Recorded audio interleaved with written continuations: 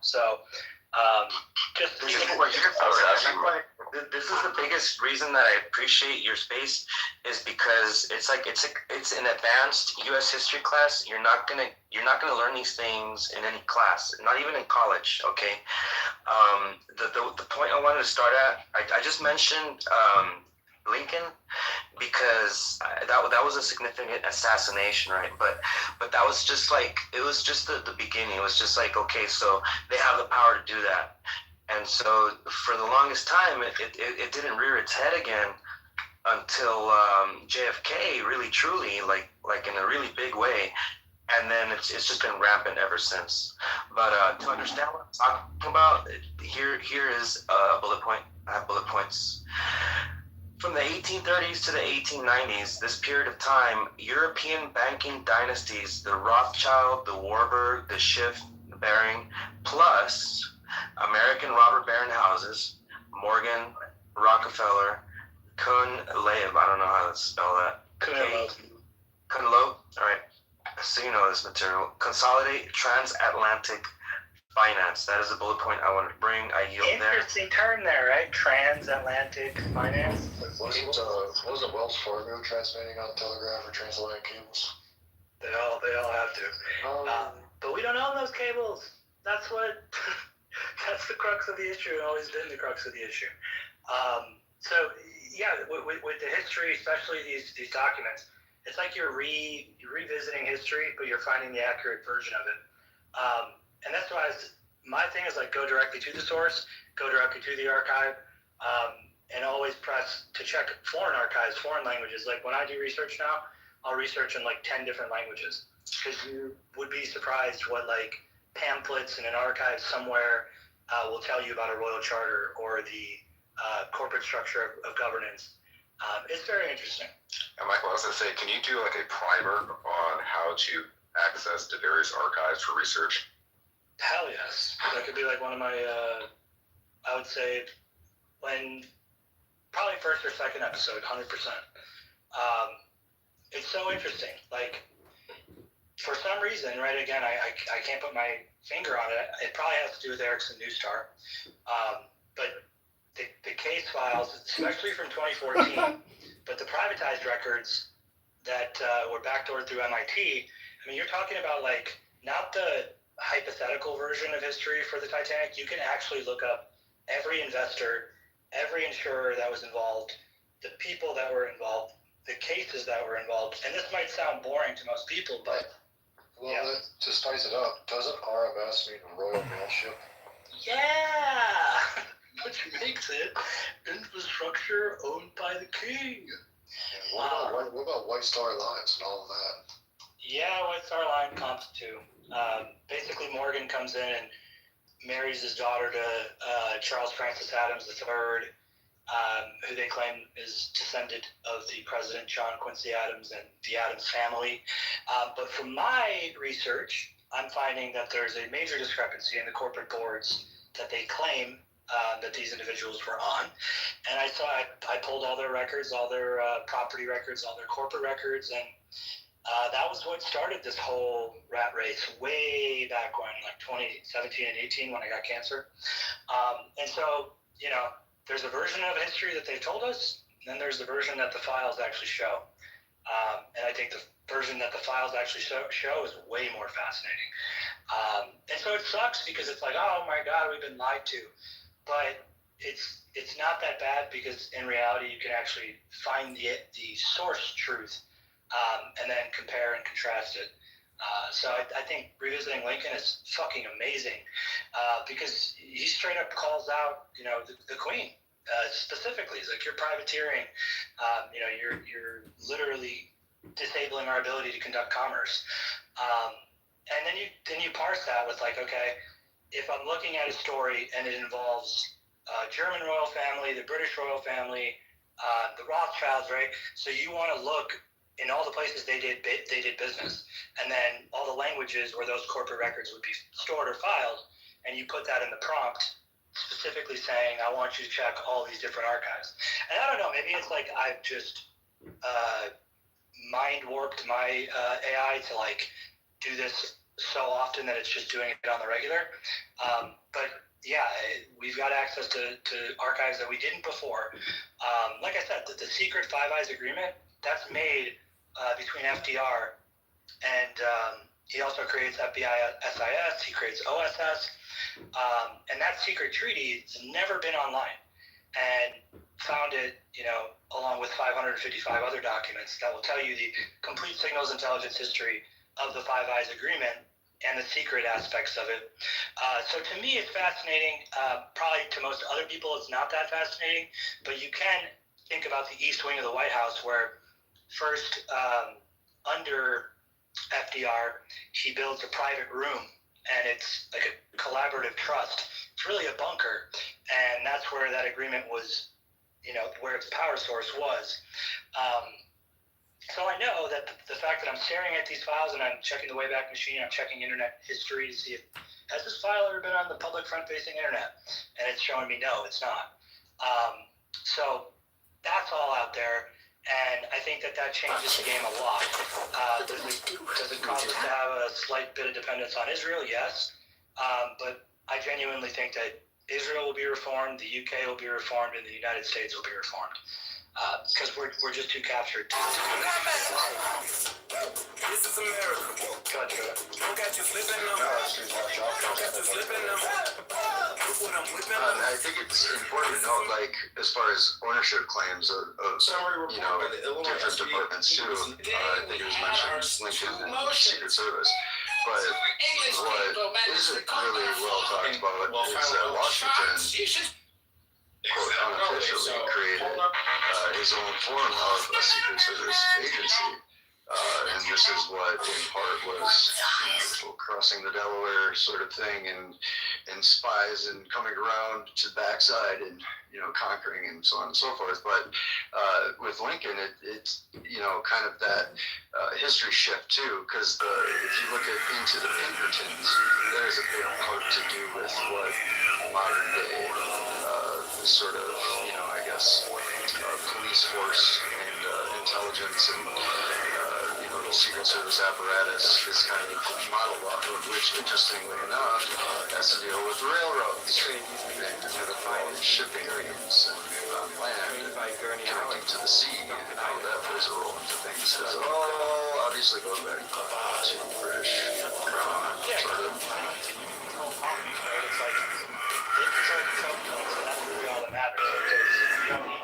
How much would it cost them traveling all this way with this formality?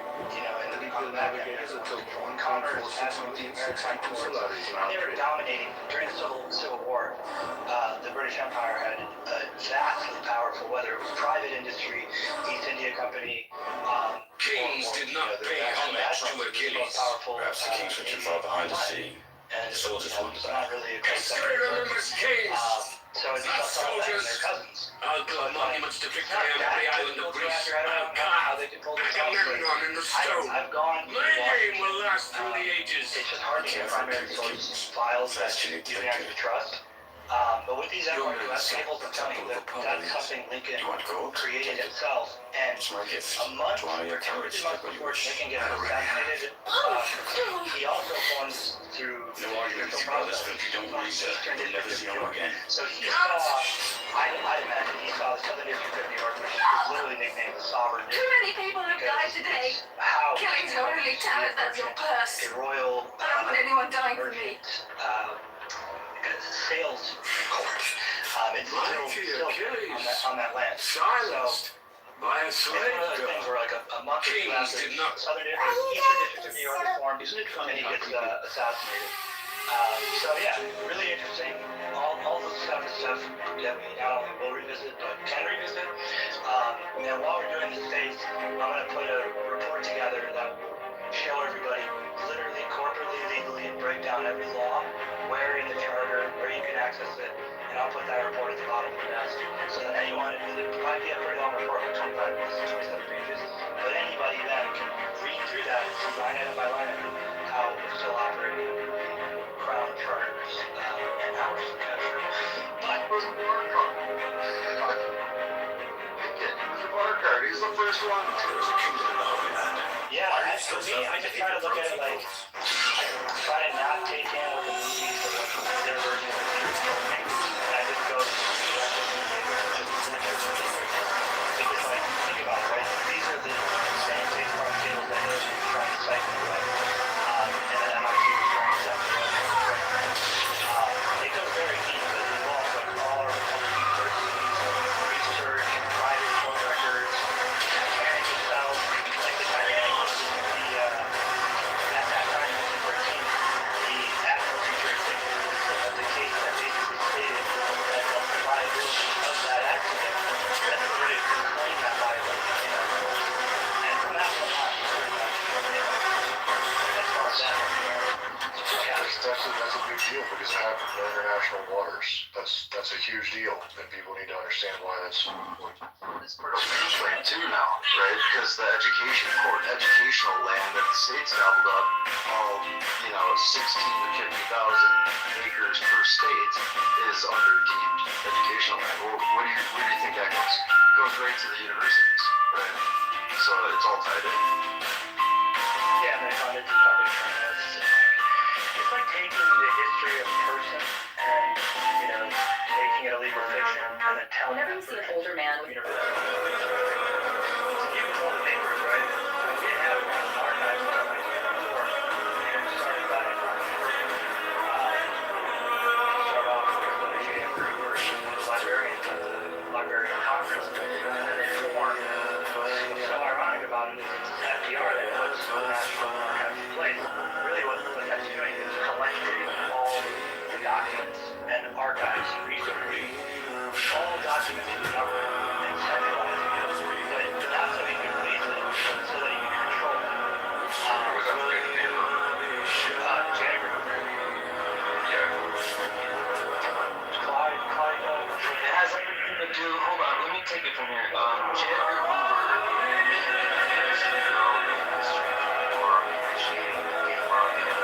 That's another story for another day. My next bullet point, really briefly, is going to be from 1898 to 1910. The group that we've been discussing, we're going to hereby acknowledge them as Cabal. From 1898 to 1910, the same group crushes populist free silver movement, eliminates competing private currencies, and begins drafting why do you central post bank every day when you barely get 100 likes? plan. 100 likes means the beginning of why they time to had to watch sink the something. Titanic in 1912. That may seem small to you, But but it motivates thank me. you for letting me I know bring my that audience is out there, and when they find me, they will support me. Why do you post? It's fun, man. Revisiting history. It's like, and my thing is right. Again, even all the versions that we're all talking about now, I would implore you to go and search the archives. You will see the case records, the original archives, and just access to data and information that's not been probably not been good. Two things that I'm going to hold the audience first, and then please, would you guys like to know? Another news, if Illinois Rep. Ball is actually an acronym. Hands up, thumbs up, wave your hand. Would you like to know if that's actually an All it acronym? takes Because is it Christopher is that. Columbus Well, did before not we get discover there, America. we have to do some station identification because we haven't, and we're always How you can discover a place where the inhabitants are watching you arrive from the shore. There are actually many other mariners before Columbus that discovered America as well. Decades earlier, even eons earlier, many of these pre-Columbian explorers might have come from Africa, out that Columbus himself was aware that African mariners had preceded him. In his diary of his second voyage, Columbus tells about how the natives of Hispaniola actually had given him gold-tipped metal spearheads that they said were brought by black-skinned people who had come in large boats from the south and southeast. Coincidence? I think not. No. Christopher Columbus did not discover America. How you can discover a place where the inhabitants are watching you arrive from the shore. There are actually many other mariners before Columbus. Professionally installed bureaucracy that has delivered transit money and does all the commerce for them. And who's history, they've been professional scapegoats. So that's the situation actually. And that's why Candace and the whole French situation is important to understand, because their relationship to this group is very important to understand. So yeah, there's no target. They burned, the French and the British burned down our White House and never paid them back for it. It's probably time. So, if we're going to start talking about professional scapegoats, are we going to talk about the good reasons tonight? Well, yeah. I actually did share some material right there of what a Masonic character is like at the top levels. Want to create your own? They call them the dark arts. I will call it the dark arts. They took Are you a Mason? They took on a king. No, I think of it like they perverted the truth. Nobody brought me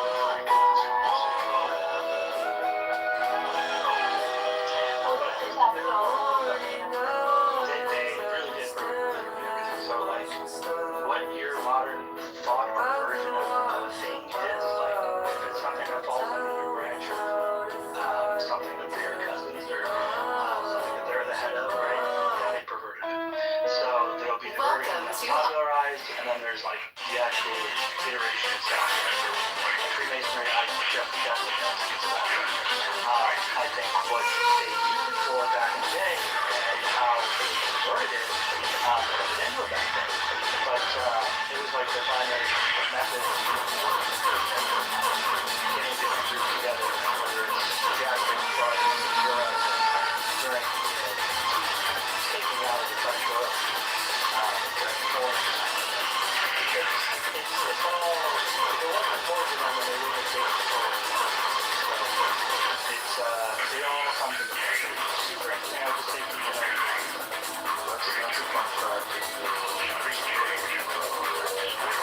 Post-World War II, Russia or something.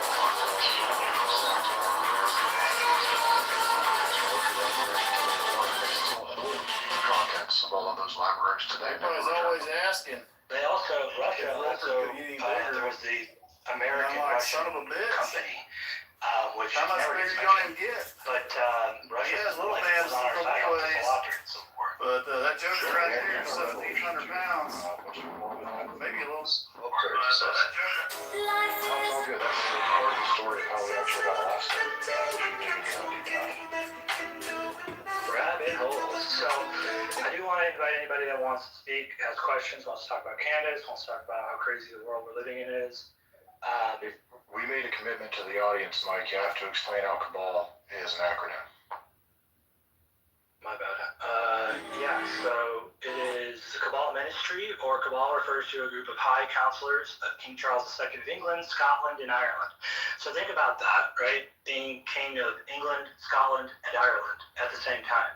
So that means you could have Scottish foreigners that could, in that regiment or that group, go and infiltrate. So it's very beneficial to be a king of multiple nations or territories. The term cabal has a double meaning. In this context, it refers to the fact that for perhaps the first time in English history, effective power in a royal council was shared by a group of men, a cabal, rather than dominated by a single favorite. The term also serves as an acronym, CABAL, for the name of the 5 privy councillors, Clifford, Arlington, Buckingham, Ashley, and Lauderdale, who formed the council's committee for foreign affairs. Foreign affairs, that right there is your keystone. Look into the foreign affairs, look into the history, look into the version they've told you, and then find out that they lied. These 5 members made up the cabal, Clifford, Arlington, Buckingham, Ashley, Lauderdale, which held most of the power within that government. C stands for Sir Thomas Clifford, 1st Baron Clifford. Anyways, their fucking names are so annoying. Are there any dots to connect there from those names to the people who are at the helm of these 2 national organizations? One being the Council for National Policy, right?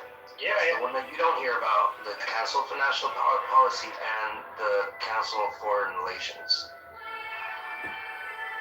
Yes, you'll find it like in the United States, you'll have the diplomatic corps, which is French for corps diplomatique. It's a collective body of foreign diplomats accredited to a particular country or body. Diplomatic corps may, in certain contexts, refer to the collection of accredited heads of missions ambassadors, high commissioners, nuncios, and others who represent their countries in another state or country. So diplomacy wasn't something that they created. It was actually the content. Well, I don't actually know, because India probably, they were controlling it. But yeah, Council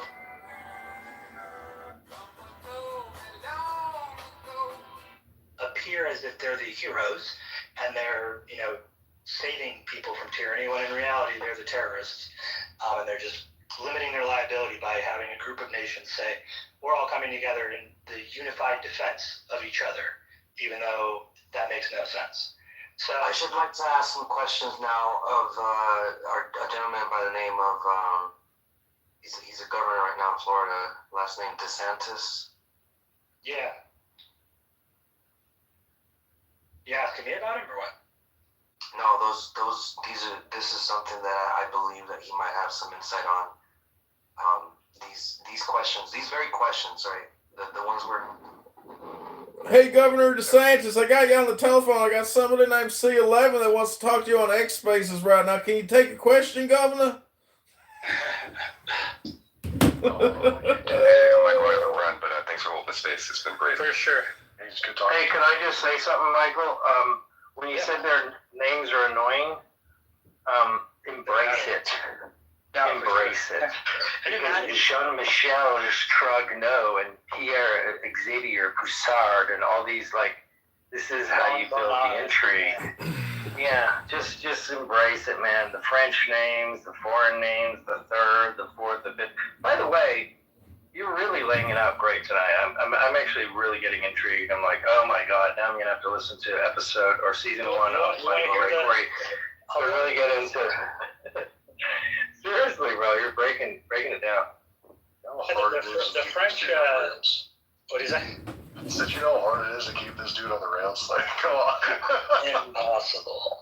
But I just, where I do the most interesting work is when I'm researching and I don't have to put on any sort of front. I could just talk about stuff. I really do know. That's what I'm trying to say. Yeah, I know. He's crushing it tonight. It's understandable. This is awesome. So I'll read the French Foreign Legion post because everyone's like, French Foreign Legion. What is the French Foreign Legion? Well, I'll tell you guys. Credit Vsauce to report on that. Vsauce has been guiding them pretty well. Well done, Vsauce. You ready for this, TGK? So, Mike, how many teeth do you have to qualify to be in the French Foreign Legion? 4, which goes back to the 4 original unified nations that formed the French Foreign Legion, because it's comprised of foreigners, meaning not French. So I'll have to put this in the top of the nest. But so the French Foreign Legion was literally born directly out of the same royal bloodlines that rule the world today. In 1831, it wasn't some edgy Republican general who created the Legion.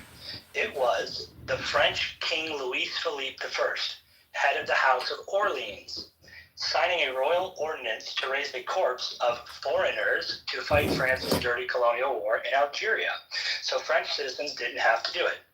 That's the origin story. A royal foreign mercenary army built to project power while keeping political damage low at home. Here's the part that the history books often leave out.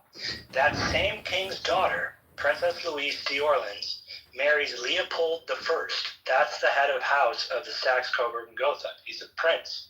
He becomes the first king of the Belgians, making her the queen of the Belgians. And so marrying French nobility into the German-British house of Saxe-Coburg-Gotha. So the queen, nobility into the bloodline, the German house of Saxe-Coburg. Their descendants, Leopold II, the king who turns the Congo Free State into his private extraction colony, Carlota of Belgium, Empress of Mexico, in a French-backed imperial project. Now plug in Queen Victoria and the rest of Europe. Leopold I of Belgium is the uncle and mentor of Queen Victoria. Victoria marries her own Saxe-Coburg cousin, Prince Albert, fusing the British throne with the German one, into the same German Coburg web. Their children and grandchildren marry on to almost every major European throne. United Kingdom, Windsor's rebrand in 1917, but the bloodline, that's what matters. bloodline is still Saxe-Coburg and Gotha. Belgium, Leopold line, they actually take over the brand of Saxe-Coburg and Gotha once the British relinquish it. And Belgium is based on Napoleonic Code. It's influenced from Napoleonic Code. So their declarations and all that are written in French. Spain is the Bourbon line tied into the wider Victoria-Coburg-Cousin network. Scandinavia and the Low Countries, royal houses in Norway, Sweden, Denmark, Netherlands, Luxembourg, all plug into this network of bloodline families. So you've got one royal complex creating the French Foreign Legion to wage colonial wars with foreign bodies and marrying into Saxe-Coburg-Victoria network that ends up ruling the UK, Belgium, Congo, Mexico, Bulgaria, Brazil. Even they marry into the Russian throne, and even Germany. Kaiser Wilhelm is the descendant of Queen Victoria. So the people who all fought World War I, they're all royal noble cousins and family. Hey, Mike. Yeah. Two things, interject and add context. First, have any of you ever heard the phrase, symbolism will be their downfall? Has anyone ever heard that phrase used in context ever? Show of hands, emojis, fart noises, something. Okay, to tie this together, real quick exercise for the audience. Go Google the state flag of Louisiana and tell me what's in the corner of the flag. Okay, I'll give you like 5 Maybe seconds. they're crest. I don't know if it's their state flag. No, it's the state. It's on the flag. The Masonic symbol. It's the Union Jack. But also, what else happened in 1917, Mike? 1917? A lot of shit. Yeah, like the Austrian nobility having their titles stripped and they were only allowed to maintain state employment. Oh, I'm sorry, shit, I was wrong. But hey, now you guys get to laugh at me and you won't forget it. Look at that, 1919. That's good. That's a really important point because, right, Germany is this duchy. It's a country that's a group that's made up of different sovereigns that are sitting on the thrones of their own little county or jurisdiction. So they have their own house rules, and the imperial Germany has a different set of rules. So actually, the Prince Albert goes to serve in both as head of the Admiralty in the Royal Navy and swears an oath to Kaiser Wilhelm in 1983. So it's like, I'm sorry, 1883, not 1983. So, you know, it's the same royal families that are running point. But to finish up the post, it's the French Foreign Legion isn't just a romantic band of outcasts. It's a royal instrument born on a king's signature, wired into the same dynastic web that carved up Algeria, Congo, Mexico, and half of the 19th century world, and whose countries still wear crowns across Europe. Foreign soldiers, royal commands, same families, same empires, different countries, different uniforms, one royal bloodline. So, and you can literally see it right there on the two houses and the crests. The symbolism is right there, right in your face. And it all means stuff to these people, but to us, we're like, fuck off. We thought we ended this in 1776. Does it have anything to do with Candace? Mm-hmm. When she says that the French Foreign Legion's after her, right? And that to DuPont's in Wilmington, Delaware, you know, it's absolutely plausible. And not only absolutely plausible, the way she's talking about it is exactly how they do it. So, sure, to the average person, it sounds fucking crazy, but to the average person, they're trusting the FBI. Mike, what about she shifted, wasn't it yesterday? It's to not the DuPonts, to some other Pierre dude? The Ukrainian Israeli. Well, you know, think about it, Matt. If you wanted to hire a hitman, would you want him to just be French, or would you want him to be French, Israeli, British, German? I mean, throw it in. No, what I'm saying is I actually, when she first said the guy's name was Pierre and he's a rich guy, and the whole thing started with she heard that there was a donor named Pierre, and there's a Pierre, and he's a DuPont, and her friends were like, hey, you caught that, it's DuPont, and blah, blah, blah. And then she was like, oh my God, it's Pierre DuPont, it's Pierre DuPont. My good friend Luke, welcome to JVN Psychiatric Services with your friend, music. I'm in the next space. It's called Is Candace Owens Over the Target? She says it DuPont for some reason. She says it DuPont. Yeah, if I had a legitimate hit on my life, and you know, I get 7 emails telling me this Ukrainian mercenary, sounds like, with a fake name, shows up down the street, it'd probably scare the shit out of me too, and I'd probably stop talking about the DuPonts and put all focus on this guy. So now she's changing the narrative because she's scared. So now we can't trust her. I don't know. Listen, I know, I love your thing, but I know that you have your theories, but I just really do believe if someone wanted Charlie taken care of, they would call a black ops guy who was a trusted operator, and they would just send him a picture, and they would just say, get it done. It wouldn't be hundreds of people involved. But do you think it'd be a good thing to do now, though? What also consider the fact, like, sure, it could have been hundreds of people, but over the course of 60 years, how many people would have had to have actively collaborated, worked with the stated intent to, and still somehow managed to maintain secrecy of the JFK assassination? Every country you can think of. No, the thing would have been that it was taken care of, and then certain people in the higher-ups decided to keep it on the hush-hush because it would make CIA look bad. When really it could have been one CIA commander, made a call, maybe one or two people involved. And, I just don't, and keep in mind, this is the president of the United States. Charlie Kirk, I know people said he was going to run for president. Honestly, I don't think he would have become president. I do think he had the ear of the youth, but I don't think he really rose to the level of like an international leader who was about to shut down the Federal Reserve and create banknotes and destroy and shatter the FBI into 1,000 pieces and stuff like that. I just really think if it was Macron's penis, they would have just made a call to a friend and they would have had a guy take care of business. This is not something that would be that hard to do. They could have taken him out in San Diego when me and Luke were there. They had the exact same opportunity. It didn't have to be that moment. It didn't have to be that day. They could have just followed him for a little while and waited and took the shot. Simple as that. So you're saying they made a show of it on purpose? I'm sorry, what's that? You're saying they made a show of it on purpose, you think? Yeah, I'm going to say it for him. I definitely think they wanted to shoot him, on purpose, but they could have shot him, like, in San Diego. Ask Luke. Like, where we were in San Diego, there was people on the roofs. I remember saying to Luke, I'm like, are those our guys or their guys? Who's on the roof? Yeah, but it was multiple during those days, and it would have been just as easy in San Diego, and he was on TV, and it could have happened anywhere, anytime, on any of these campuses. During that time, any operator could have just followed him for a couple of times and went, this is my time, I'm taking the shot.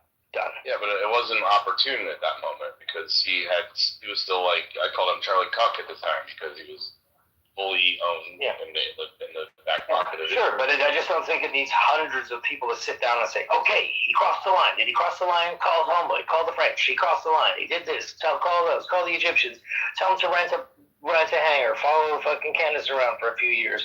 Have them stalk her here. Have them do this. Send in these guys. Send in those guys. Cover this. It's like so many people involved. I just think the larger and larger it gets, the less plausible it gets. That's all.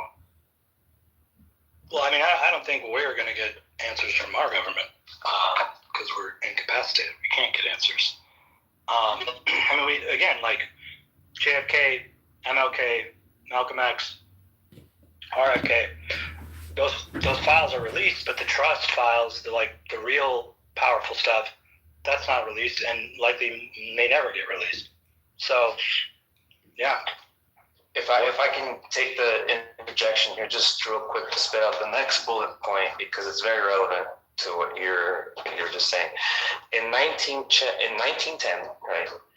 In 1910, people were discussing secret drafting of the Federal Reserve Act by Nelson Aldrich, Rockefeller-in-law, Paul Warburg, Piot Andrew, Frank Vander Eyck, Henry Davidson Morgan, and Benjamin Strong. Jekyll Island meeting. That's where they sealed the fate of the Titanic and the three opposition. The other three. I think their names are coming up. I can do a quick search, but thank you. I yield. Yeah, no, for sure. And I would implore you to look into that history a little more. Because again, the corporate history of what I'm seeing versus what's actually in their own archives is not matching up. So 1913 is also when you have the Kingsbury Agreement, and AT&T is forced to give up its long lines to foreign companies.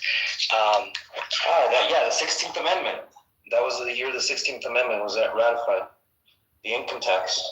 So now you know why they had to do that. So, to make sure that money was going to go where it's supposed to. I did have to agree with you, though, Michael, on the whole Foreign Legion thing. It's kind of, people might think that sounds weird, but if you put it in the perspective of just modern day contractors, the so-called contractor, the federal government and the military, whenever they want to run ops that they don't want to get, like something goes wrong, they don't want to be like, oh, that was our guy. If something goes wrong, they just go, yeah, we fired those guys. We're not using those guys anymore. Exactly. The chain of command doesn't go all the way up.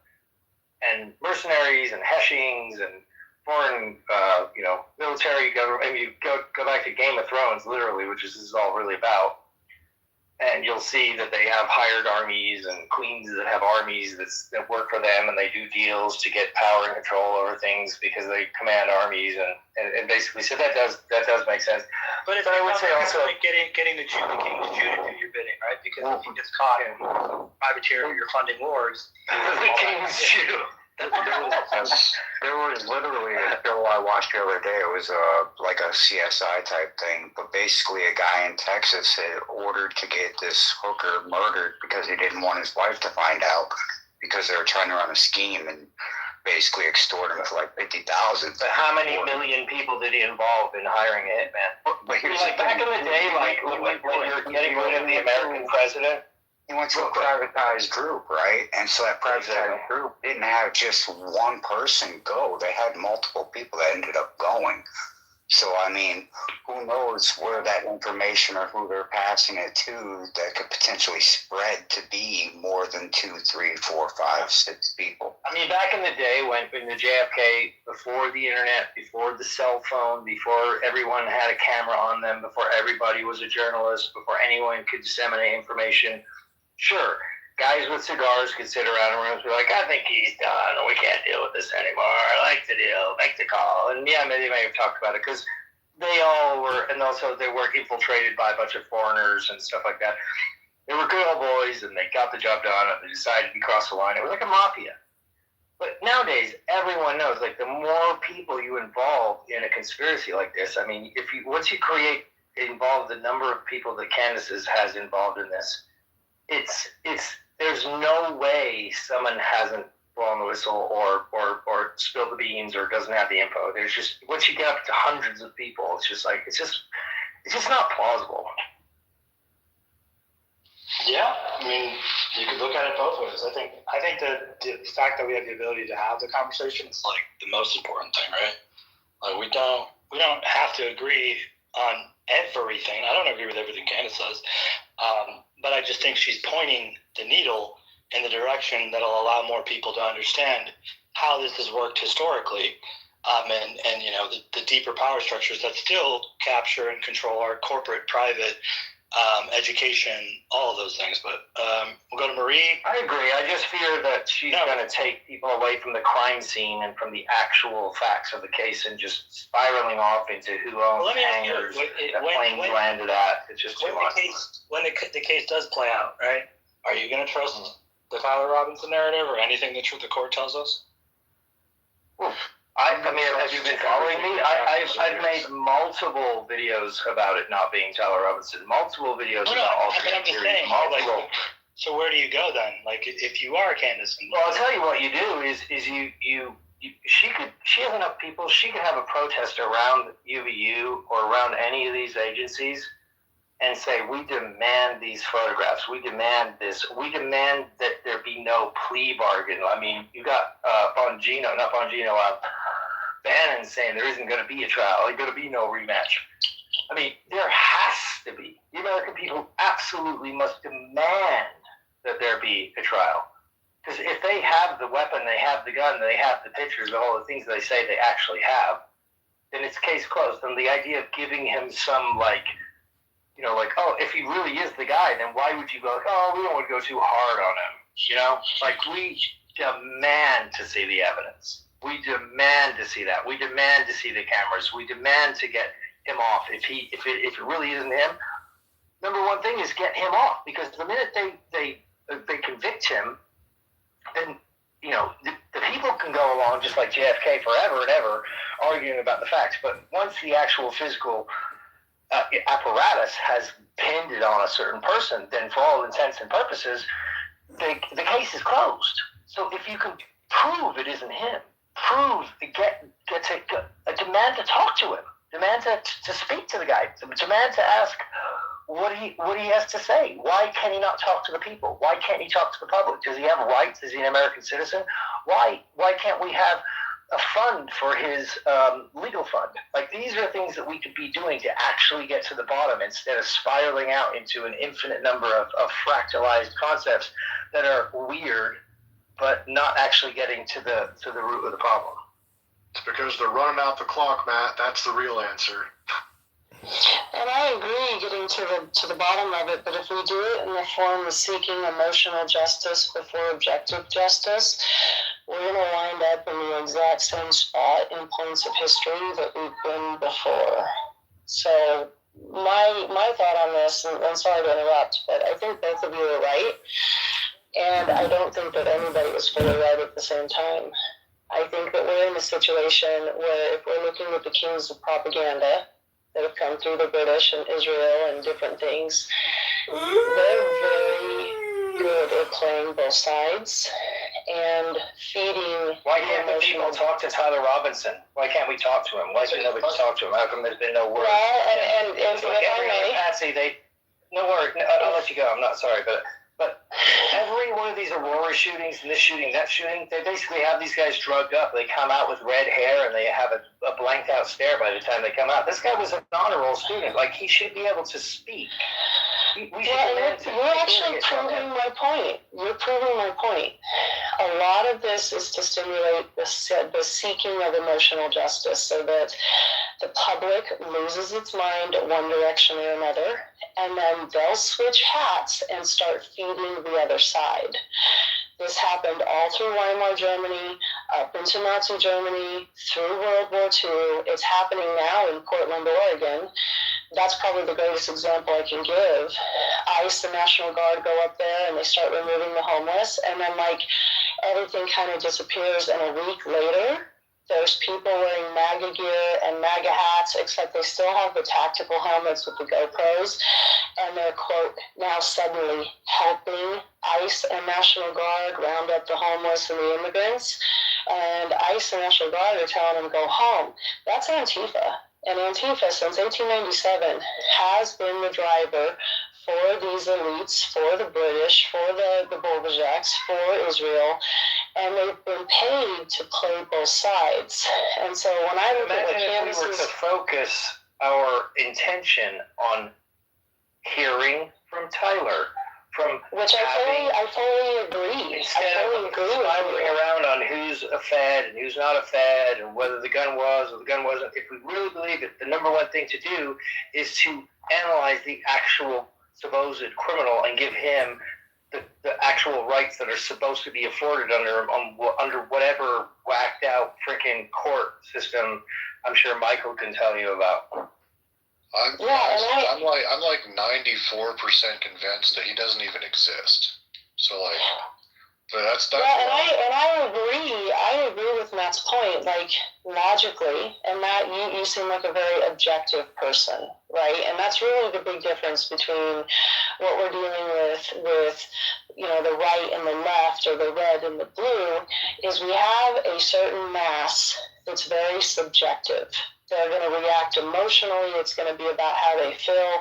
And then you have people that are like, well, these are my feelings, but my feelings don't come first. I want the objective facts.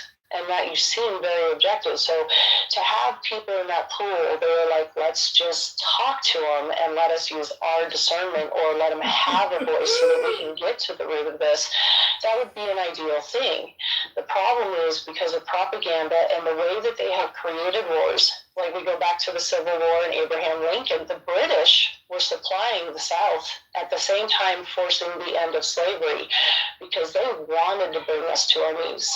They had an 87-year-old grudge at that point. Saying how we focus our intention on the amount of energy we put into, whether it was a 30-06 or whether Candace is a Fed or Ian's a Fed or Nick's a Fed. If we were all to say, like, we want to get to the bottom of this, and no offense, if you want to talk about emotional things, I don't know which side you are on the. I'm not even. I'm like hardcore objective. I want the facts. So, but I look at these people. I feel. Oh yeah. I feel 99.9% of the time is I feel this and I think that, and it makes me feel I'm not happy, and I'm so weird, and I'm So the way I look at it, it's the way we deal with shit. Focus the way I look what at the it, problem is and get to the bottom of it. If I may, the way I look at it is there's a couple of options. Humanity has been trained to respond this way almost systematically. So one of the options, whether I believe it's effective or not, it is proven if you saturate. If you saturate, propaganda has a very hard time to continue to exist. And I tend to think, and this is a subjective, I tend to think that that's where we're at in this position, is that saturation is going to cause people to be more objective and to be more like-minded like you or like me. I really don't care about how it makes me feel. I just want the fucking facts. I don't want the propaganda. I don't want the runaround. But the only way that I could go and see that was to kind of pull back and say, where are they playing both sides? And what they wait for is emotional justice. And so if you think about the reaction to Charlie Kirk's death, it was, especially for the youth, there was a huge drive initially for this large emotional justice seeking. By their playbook, they could have had us by the balls. There wasn't anyone willing to question anything. They wanted his head. And so I get the point of the frustration of like the people that don't need that. We just want the objective facts. But I also get the point that if you're going to decrease that emotional justice, one of the effective ways is to do it through information saturation. That can actually cause discernment in those focus saturation. Focus saturation, yes, I agree. Let's talk to Robinson. Let's get the cameras. Let's hear the facts.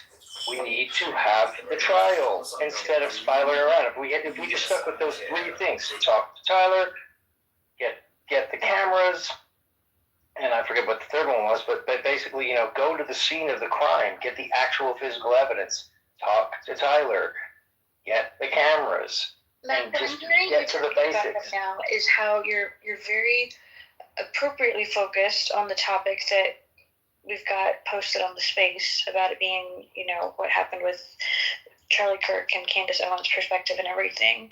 But what I don't think you're hearing is that Marie is bringing a higher level of abstraction.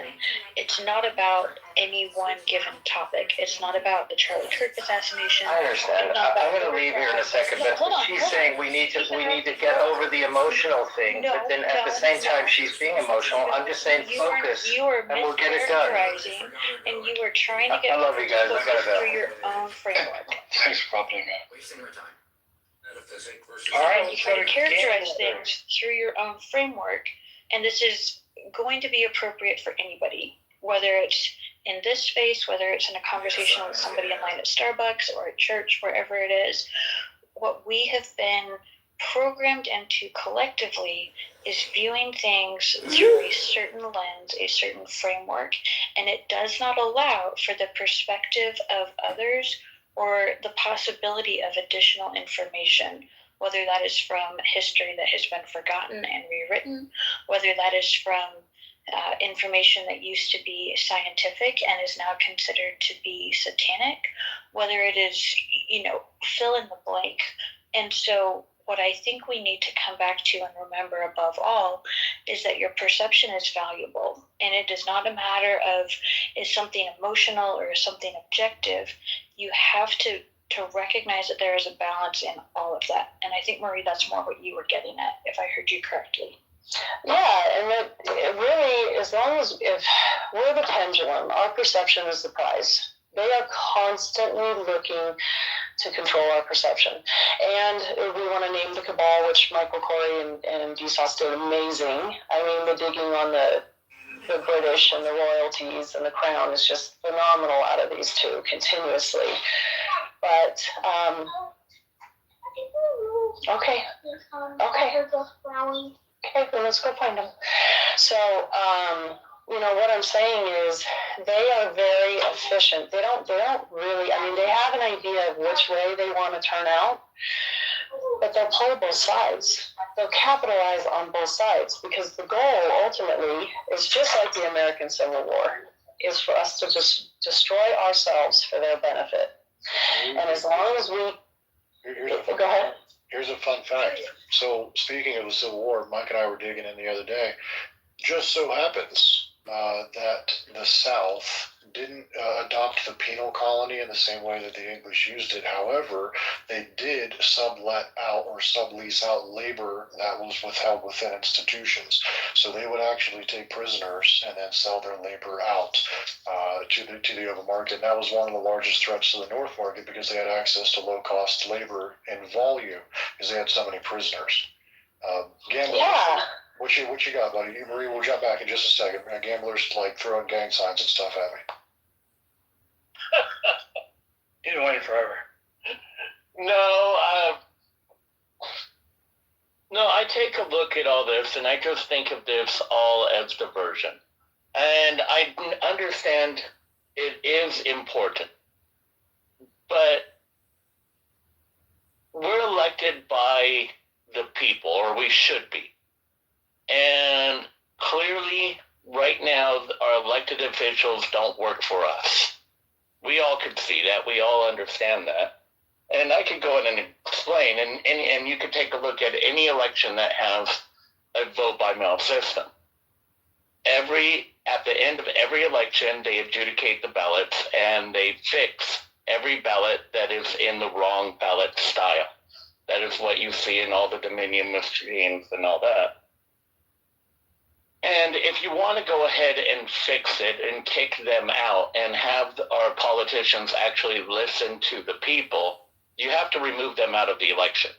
And that goes for every cabal group that there is out there, whether it be any of the groups controlling it. And you could go ahead and take a look at the laws that are passed, and you could go through every single one and see exactly when things change. And you could recognize it's happening by the same lawyers working for the same people and then the same subgroups underneath it. You could probably tie one in for each group that you're concerned about. And it's clear how much money we spend at the problems and all that stuff. But what I'm saying is that if we just take, I don't understand, I don't know. That's basically what I'm saying. Anyone have it? It's like that. Sometimes it be like that, though. And the election theft thing is going to come out to be like significantly larger than any of us had ever. Well, you take a look at this last election, Prop 50, right? Prop 50, you had almost every single county in California have one ballot style. The reason why they did that is if they were to actually have reporting districts, you would have multiple areas where ballots shifted from one ballot style to another, meaning I mailed you out ballot type number 1, you mailed me back ballot type number 2. How did this happen? Well, it happened very simple, is the process. And I'll tell you what the process is. You check all the signatures once they're verified. You move them to a slicer. They get sliced open, and you pull all the ballots out. They go through the tabulator. The tabulator counts out each one of those ballots. Now you have 2 different reports. You have the report of all the ballots that came in, and you have all the report of the signatures. The adjudication process, which is recorded every single election, tells you every time that they needed to move one ballot from one style and move it to another style. That doesn't come from a mess up on the ballot. It doesn't come from the ballot being so wrinkled it needed to be redone. That comes from my only understanding is the only way that this happens is the registrar really screwed up when they mailed out the ballots, or someone during the process steamed open the ballot, switched out the contents, and replaced it. We're going to go into another election with a bunch of these states running elections that are primarily vote by mail.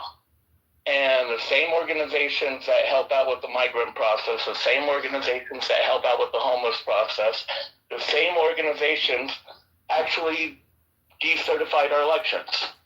And they're the ones that protected every single time anyone goes against it. Yeah, well, it's so much worse than that. So it's not even that they're changing out ballots. They're actually accessing the back-end data and altering the outcome digitally. That's what they did. Shout out Maricopa County, you know. But we actually have the network maps, the access maps, where it came from, like, all that was mapped out 3 years ago. And no. I get what the map does say, but I think people are misunderstanding it. Oh no, there's no misunderstanding it, buddy. Those things are connected to the live internet, and they were accessed live through the internet manually through a relay server in Chile. Like that's it. That happened. It was done from Serbia, and it's about as egregious as you could possibly imagine. And not only that, there was a plot that started in at least 2018, probably 2019, and maybe even before that, with a series of certain governors that includes J.B. Pritzker to knowingly create sanctuary cities, import illegal migrants, knowing that it would alter the outcome of the census that would ultimately have an effect on the Electoral College. They've been running this gambit for a long-ass time, and they just got caught. Well, I'll just tell you this with the tabulator. Like, the reason why I find that a little bit, you need a paper trail. And that paper trail matches with the machines. And I could tell you the adjudication process that every single county did, and they started doing this and they ramped it up. And it's based off of poll site voting rules. I know this because I've worked there for 20 years. I know exactly what we're doing and why you can barely find it. And the reason why they don't want that report out. That what people are seeing is the two reports don't match. So what ends up happening real quick is they go, hey, look, we need to pull 400 ballots out of this precinct. We need to pull 300 ballots out of this precinct. We need to pull 300 ballots in this precinct, and we need to add 200 ballots in this one, and so on and so forth. That is done automatically, I bet you, with the new system that they have. Because the way we used to do it, and this is the ballots that you found underneath the table, what ended up happening was during the count, when they counted all the ballots, because they were used to be all sorted by friggin' precincts. And when they were all sorted by precincts, they would get rejected if it came back with the wrong ballot type. That number became so big that it was obvious that there was a problem. And when that happened, what they ended up doing over the middle of the night, they ended up counting all those ballots by, most likely, by just statewide and statewide and federal issues. And that's why every single one counted, because they no longer knew which precinct it was supposed to be. But they knew that that ballot was wrong. And so what they ended up doing is counting it instead of making it, basically telling the people what ended up taking place. And so that is why every system uses the same thing, and that's why we separate the signatures from the ballot types. That's why there's an adjudication process that that gets fixed manually. Now, if what you're saying is true, then someone at the registrar of voters office basically printed out another stack of paper that would add up to the machine. And that is probably why you can never really prove that out, because it doesn't really work that way. That's the thing. It was proven, and the evidence wasn't allowed to be entered into court because it was Arizona. But Clay Parikh did a really good roundup on how to hack a machine with a paperclip. Actually, I think it was ink pen. Asterisk. I think it was an ink pen. But there is an astonishing amount of network forensic scans that shows literally every thing that's connected to those networks and where they route back. No, I get you on that, but the paper trail matches those machines. Yeah, that is what I'm telling you, because when I worked there, up to the point that I worked there, that was always the case. There's a paper trail that gets printed out except for 1 year, and 1 year only, and I think that was back in 2006, when the machines did not have a paper trail. Now, do I trust that paper trail completely? No, the paper trail was burnt on the thermal paper. And looking back at it, we should have never done it that way. We should have done specialty paper where we could track it. Do you follow the Clinton Foundation whistleblowers by chance? I tried talking to everyone at one point, and everyone said I was full of it, and now more and more people are coming down to my point of view on this. Yeah, right. If you got time, quick, we're gonna cycle to another hand. Quick, run over to it's CWFBERS is their handle, Clinton Foundation Whistleblowers. Go to their profile and search Post Office, Pennsylvania. And while you're doing that, because that's gonna blow your mind, the Post Office would not provide the information as to who actually paid for those freight transfers. And what's more interesting, and back in that time, there was speculation that the United States Post Office was moving ballots in post office trucks, but they would actually have the post office truck or the mail service truck, whatever it is, they would have it towed to a location so that there wasn't a driver affiliated with the route, and so that mileage wouldn't accrue on the vehicle, and it would look like it was down for maintenance, but it was actually transporting cargo from place to place on the back of a rollback instead of rolling down the road. No, and I find that crazy. But I definitely need to look more into that, because I'm not saying every registrar is a good registrar. I believe that there are very corrupt ones and ones willing to go in and take a payday. And I bet you those are the ones that shit happened to. Oh yeah, absolutely. And the overwhelming majority of them, unfortunately. John, actually, you know what? John, I'm sorry, ladies first. Marie, circle back around. John will close it out. And I think Mike's phone just rang. He got the call to shut it down. Pretty sure his girlfriend's going to be calling him in like 10 minutes. No, I gotta jump into a meeting, so. Yeah. So we'll close out the hands here. Marie, go right ahead. We'll jump over you to John, and we'll circle back around for closing remarks. Well, I'll leave the Civil War alone until another night. I had a very crazy interaction earlier this year. My license plate kind of started it, and if you want to know what my license plate says, I'll tell you, but it's pretty crude, and I'm kind of over the whole racial thing, so I said, why not make fun of myself? And anyway, if we want to get to that story, we can. It would be quick. It's interesting who the first legal slave owner was in the States to kick off this whole shebang. And I wanted to circle back to something you had said, DeSauce, through this election process and the voting machines. You had mentioned that certain governors opened the door for sanctuary cities and the mass immigration that was coming, but we all weren't aware of until it arrived on our doorstep.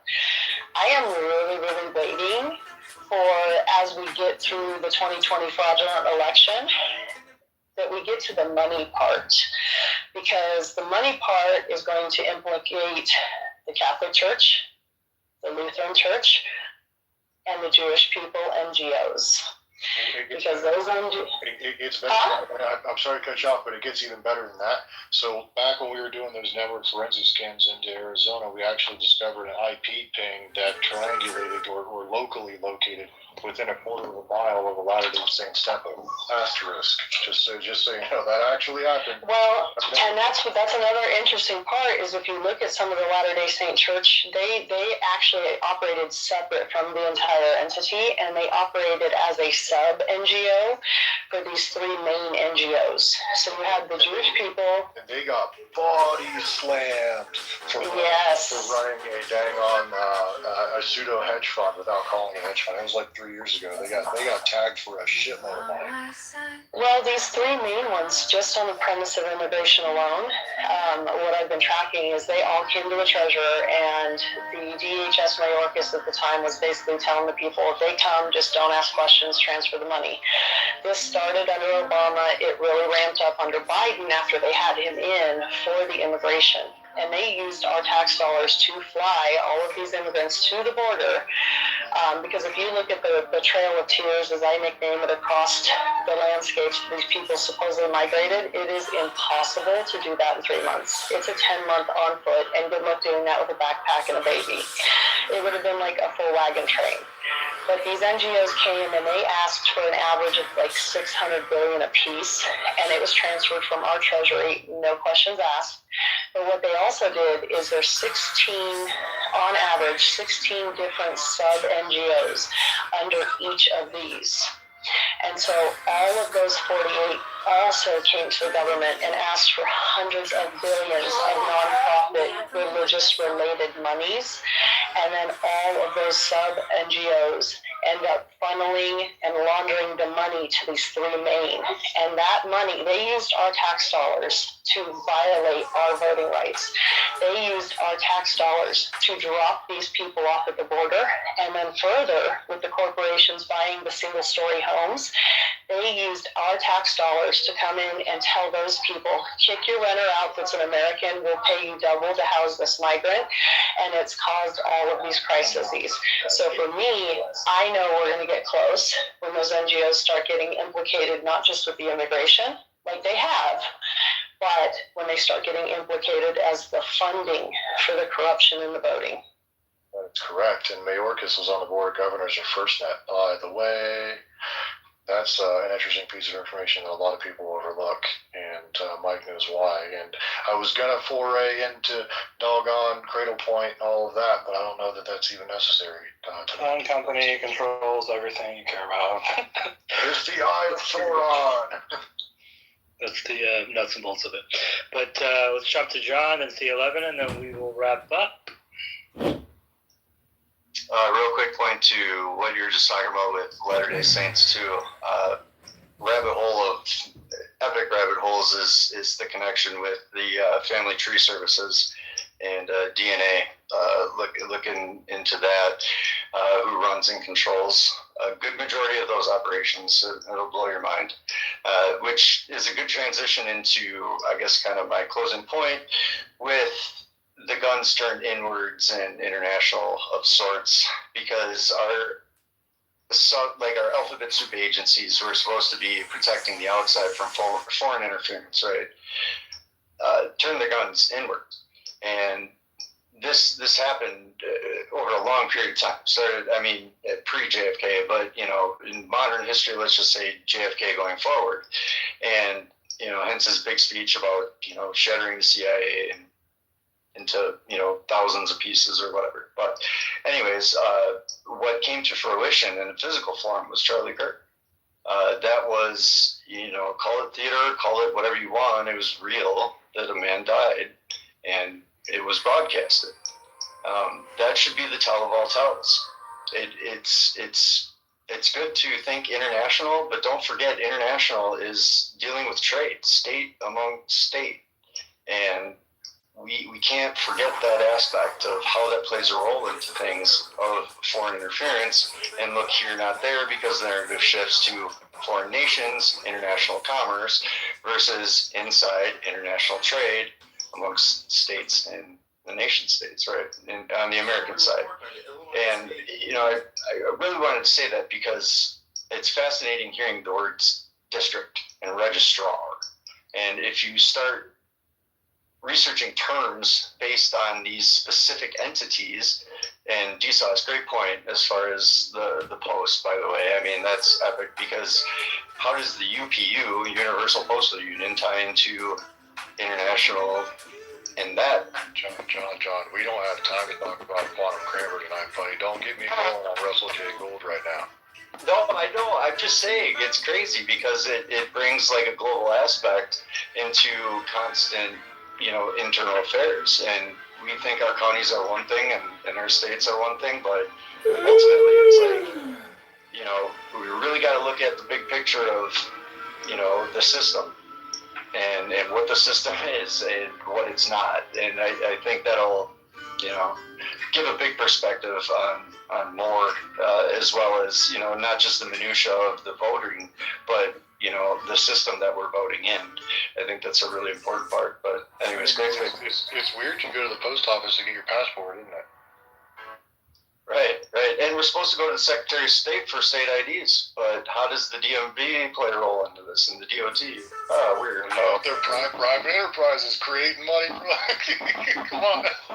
Exactly, man. Exactly. But great space, guys. C11, we'll go to you and then we'll wrap. Thank you. I'm going to keep it brief. I saw that there are a couple of users with the number 17, and so I will turn to page 17 of my advanced guidance systems to offer some insight. Hands down, the most terrifying movie I saw was a child. The most terrifying movie I saw as a child wasn't any of the horror films I watched. It was the trailer for Wait Until Dark. Before I even knew what Redacted and Redacted, I watched Redacted between Peter Finch and Murray Head in Sunday Bloody Sunday. I wasn't shocked, I was confused. But I was shocked by the Redacted and Redacted between Alan Bates and Oliver Reed in the trailer for Ken Russell's Women in Love. I also got the gist of the terrifying implications of male subjugation in the trailer for the prison drama Fortune and Men's Eyes. And for some reason, I found the trippy trailer for Frank Zappa's 200 Motels frightening. Was there any movie back then I couldn't handle? Yes. Bambi. Bambi getting lost from his mother, being shot by the hunter, and that horrifying forest fire upset me like nothing else I saw in the movies. It wasn't until 1974, when I saw Wes Craven's The Last House on the Left, that anything came close. Now those sequences and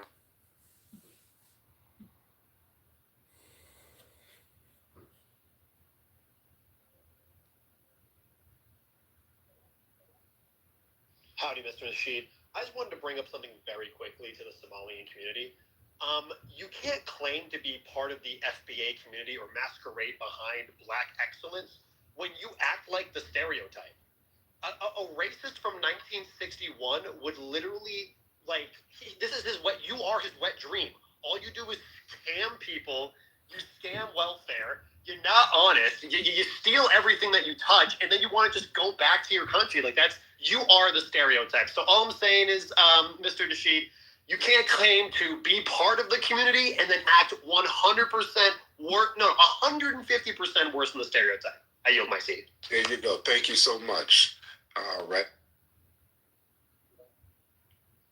Mr. John, hop on in, sir. Hey, Tariq, I don't know you that well. So that former speaker, that was a roast, a barbecue. I don't know. Do you feel burned? You want to pass me the barbecue sauce? Yeah, man. It was very interesting. Very, very interesting. What located, John? I'm running for Congress in Illinois. I live in Chicago. It sounds to me like that former speaker was accusing you or other people of possibly being a part of Clown World. And, it's my belief that the greatest threat to America is not the Jews and Israel or Europe and NATO or Russia and Putin, but it's the clown world citizens of America. It's the clown Americans everywhere at every major agency, every major corporation. I'm not a disgruntled white person, who has had his job taken away and given to some H-1B visa.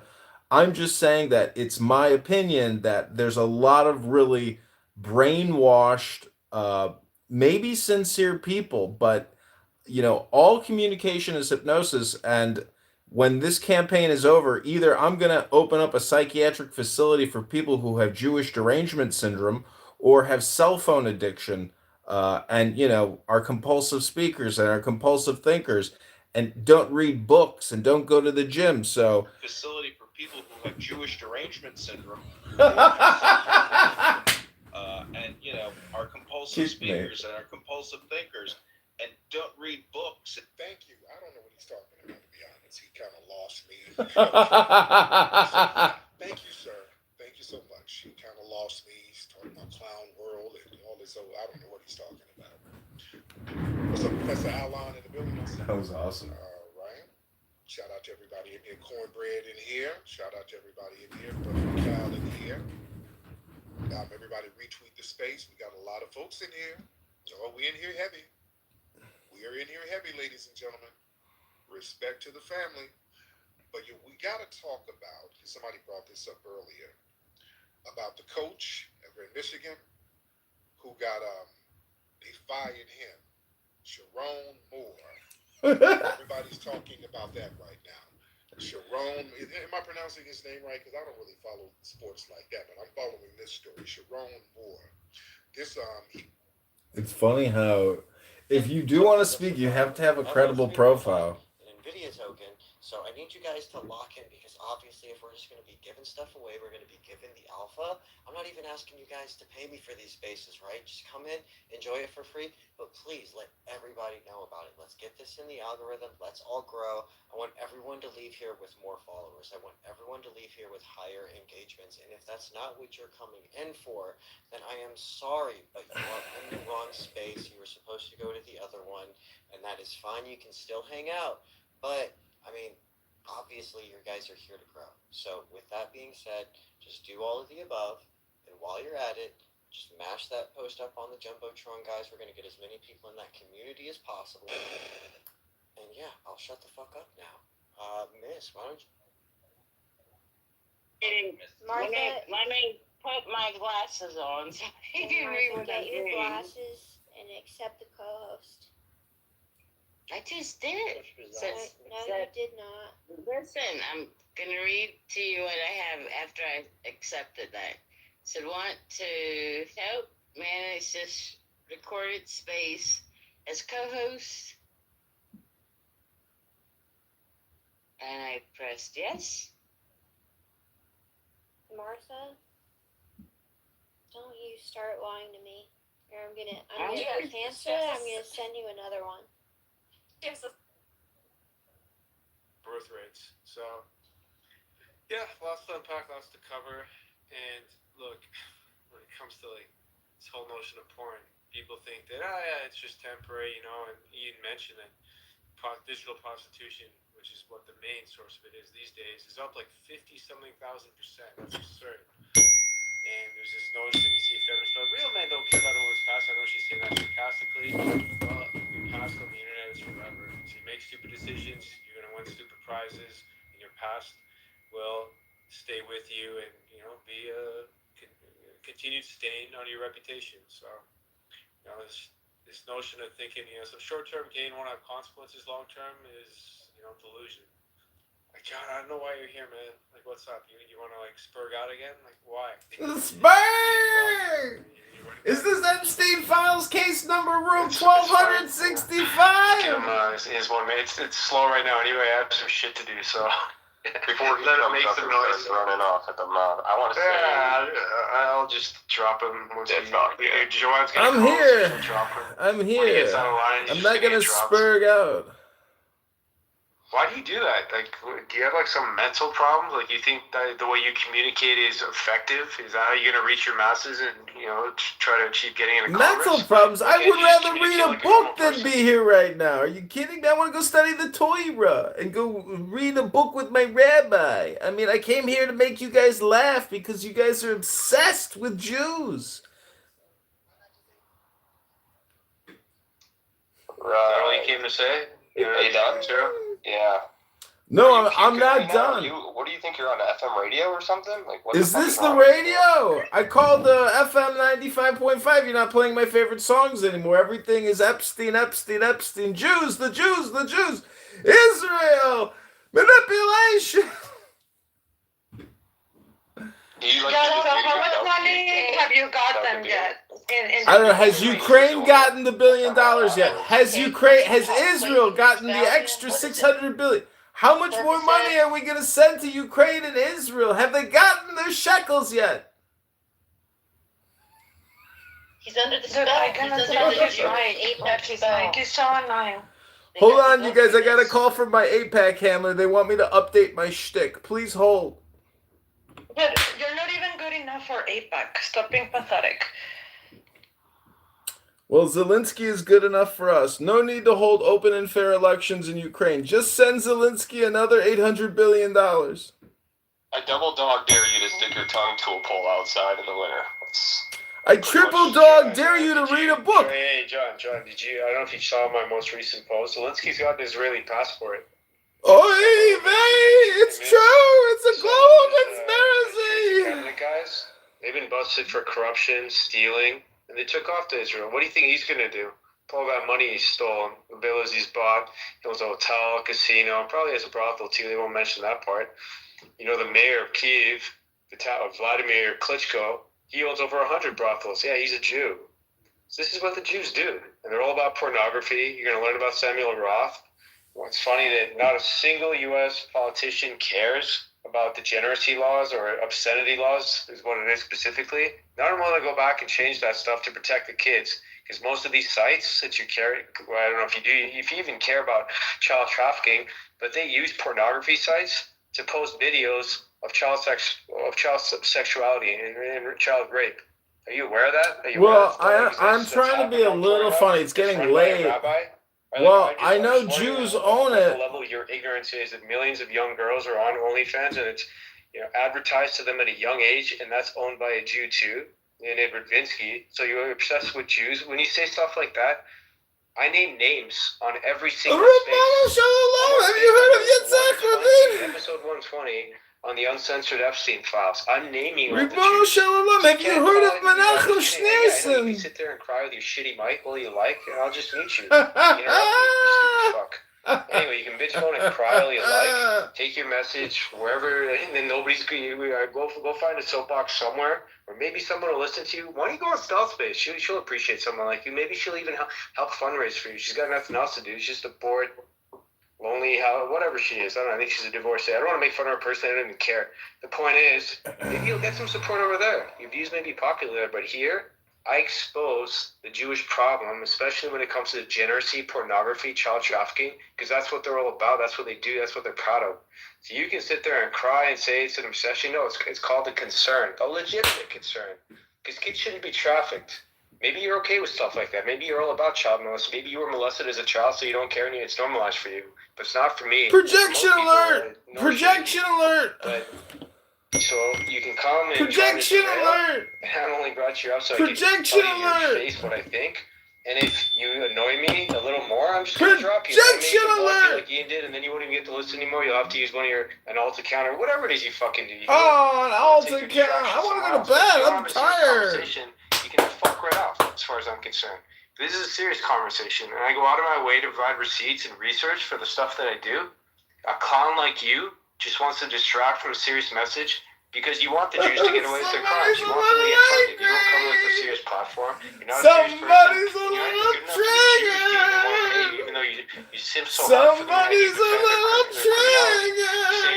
Are you an American? It's a legitimate concern to the biggest human trafficker and blackmailer, according to Howard Lutnick, is Jeff Epstein. And there's Jews that created the circumstances for guys like Jeff Epstein to thrive in and push child pornography, which he has a ton of. The FBI's got a lot of the evidence, thousands and thousands of hours of child sex trafficking, child rape, essentially, that these politicians have done. So there's every reason in the world to be concerned about stuff like this. The fact that you're not just goes to show you're no better than like a Pierce Morgan that's tolerant of everything. A fucking cuck.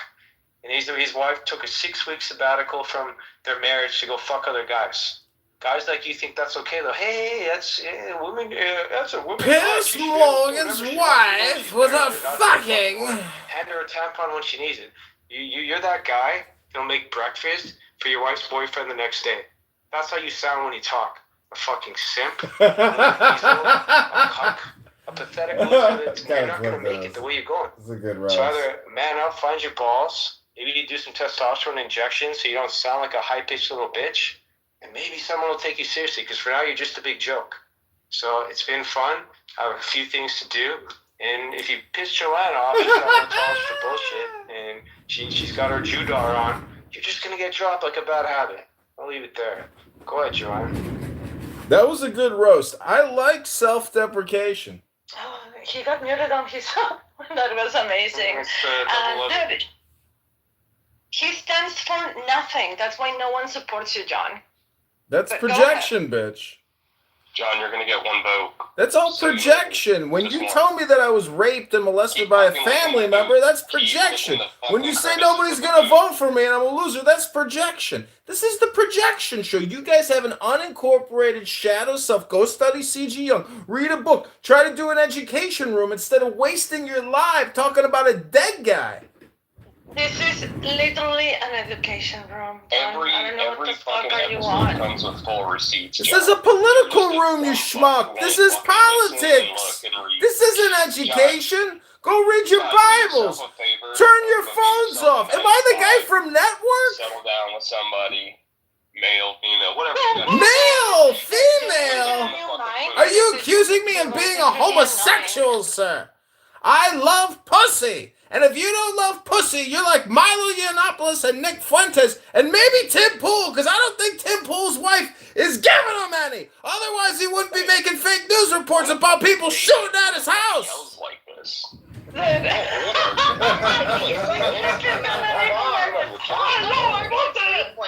Which bar do you frequent, John? Where are you in Florida? There's no alcohol. I'm in Illinois. I'm running for Congress here in Illinois. I have no alcohol. This is pure energy, pure spirit. Because when Jewish derangement syndrome and Jew hate becomes the topic of every night's conversation, you might be a schmuck. Go read a book.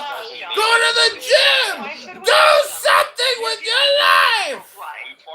We fucking despise that. And the reason behind the despise is put into every fucking episode, but you are too ignorant and retarded to figure that out. Okay?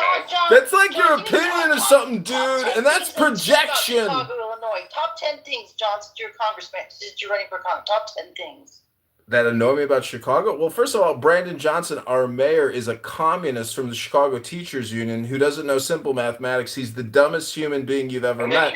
And we live in clown world. Well, sometimes you gotta play the fool to help convert people to become the sage. Sometimes you gotta. I'm just saying, if you've never studied the Torah and you've never read a book, you might be low IQ and your LLM brain might not have enough vocabulary in it to understand the gravity of the situation. That people like you do the same as the people before you. That you get a cake off wherever you want. Brothers in Chicago. Just doing a couple things. John, you got maybe a few minutes. Take advantage. You're not going to have enough space. It's going to get busier too, so you can be a dumbass. You'll immediately get dropped.